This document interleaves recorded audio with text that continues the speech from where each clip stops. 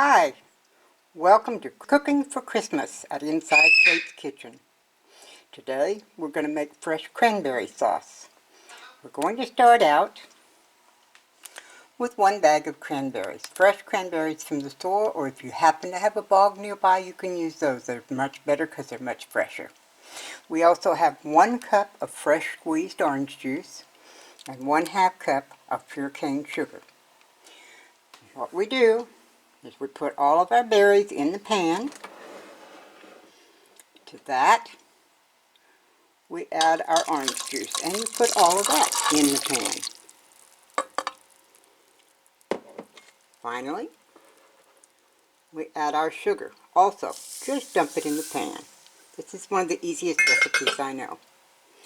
You have to turn the heat on under your burner to a little over medium. On my stove, which is 1 to 10, I put it on 6. And we start stirring. We want to get everything covered and mixed up real well. And once that's all done, all we have to do is stir and stir and stir some more until the berries start popping. So you've seen how we do this part. I'll bring you back in a few minutes when it starts bubbling so you can watch them pop. The recipe, which I hope you can read, says bring the mixture to a boil, reduce the heat to low and simmer 15 minutes or until the berries burst and the sauce begins to thicken. So I thought I would let you know it's been less than right at 5 minutes. And already, I don't know if you can tell or not, but these berries are beginning to pop. You can hear them if you listen quietly. You can see a few of them. There's one there that has popped.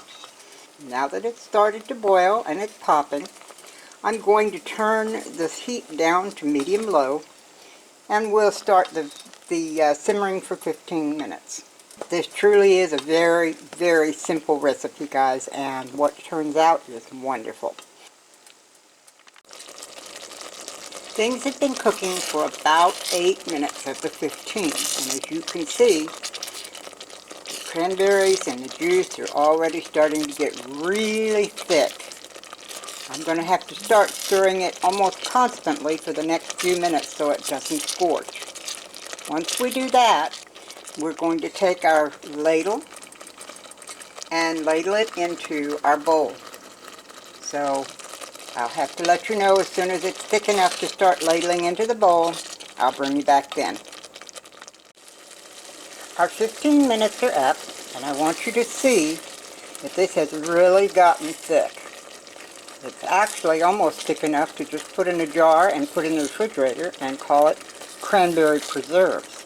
And honestly, if you like cranberry preserves and want some in your fridge or on your toast or biscuits or in your ice cream or whatever, you just cook it a few minutes more until it's really thicker than this, and then put it in. Now that we know this is good enough to go, we're going to scoot our bowl closer. We're going to take our ladle, and we're going to carefully ladle into the bowl. And we'll just keep doing that until we get the bowl filled, or until we get all the berries out of the pan. I'll bring you back when it's done. Our lovely cranberry sauce is all ready to eat. We just have to let it cool down. Now there are a couple of little side notes to this recipe. The first one is, this is full sugar. I did not cut back or slow down at all on the sugar. I made it just like the recipe. I've done it that way in the past, and it's always delicious. Now, if you want a more natural flavor instead of a processed sugar, even though this is cane sugar, you can substitute honey. Honey gives it an extra rich, lovely flavor, and a lot of people really prefer it. And if honey's a little thick for you as well, you can also substitute maple syrup. Now when you use these 2 liquid sweeteners, I cut back just a little bit. Not all the way back to 1/4 of a cup. More like 1/3 of a cup or so.